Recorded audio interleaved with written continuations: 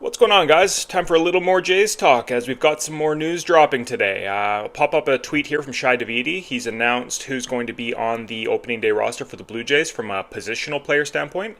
Alejandro Kirk and Tyler Heineman are going to be your catching tandem. Infielders will be Vladimir Guerrero Jr., Andres Jimenez, Bo Bichette, Ernie Clement, Will Wagner. And your outfielders, Anthony Santander, Miles Straw, Nathan Lucas, George Springer, and Alan Roden, and Davis Schneider. So one that all the fans have been clamoring for has been Alan Roden, so that one's really awesome to see. I'm hearing a little bit of pushback online about Miles Straw and Nathan Lucas making it and Addison Barger being left off, but to me this makes total sense because just the sheer logjam for at-bats that Addison Barger would have to go through. I don't want to see a guy like that playing 1 or 2 games a week or getting into pinch hit here and there. He's a really important depth piece, I think, and we want him. You know, he can come up and play third base, he can play right field, he can DH for us. He's a very explosive athlete. He's great depth to have, and I would much rather him being playing every single day in Buffalo and just really maintaining a good hot streak rather than watch him sit on the bench for 5 days a week and really struggle to get going when we need him. So to me, that move does make a lot of sense. And then when Varsho comes back, things get interesting because for sure one of Straw or Lucas will go at that point in time, and then we have enough depth now and we have enough demand for DHs and things like that where George Springer is going to have to produce, Alan Roden is going to have to produce, Davis Schneider, like all these guys, they're pushing to win this year. It's, Mark Shapiro's last year on his contract. Ross Atkins would go with him if they're both fired. They need some W's. They can't be riding along with a 500 OPS George Springer, and now we actually have some depth that allows us to push these guys and to replace them if they're not cutting it.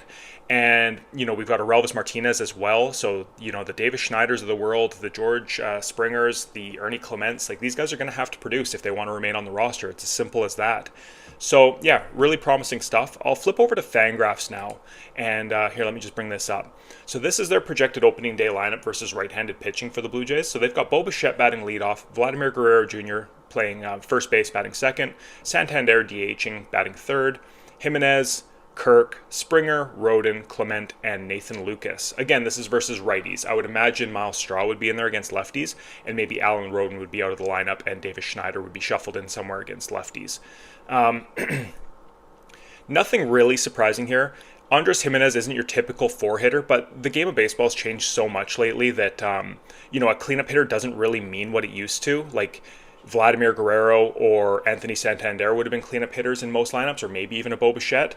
But the way the baseball shifted, you just move your top guys and your run producers up to the top of the order, and you just get them as many at-bats as possible. So I don't mind this at all. I think Andres Jimenez is going to get on base enough. He's going to steal bases. He's going to hit doubles. He'll probably hit the odd triple.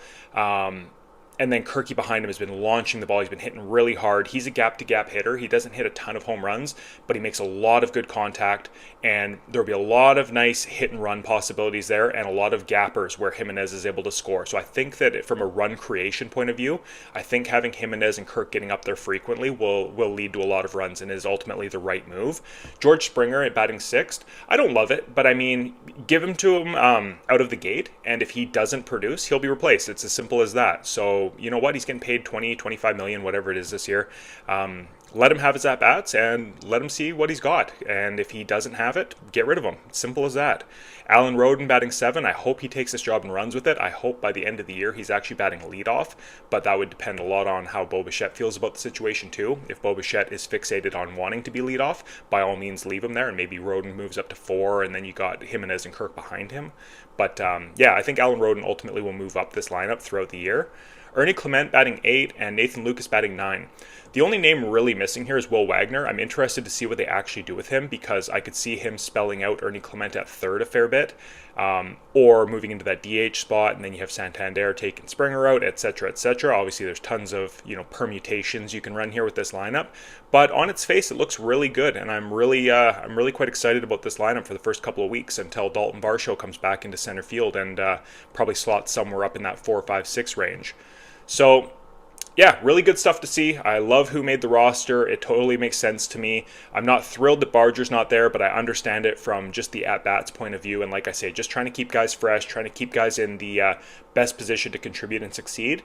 And I think keeping Barger getting everyday at-bats in the minors as a depth piece who is ready to step in at the first injury or the first slump is a great thing to have. So yeah, let me know your thoughts on this. How are we feeling about this lineup? Is this a 85 win team, 88 win team? To me, it feels like a wild card team. Let me know what your guys' thoughts are. We'll talk to you later. Bye bye.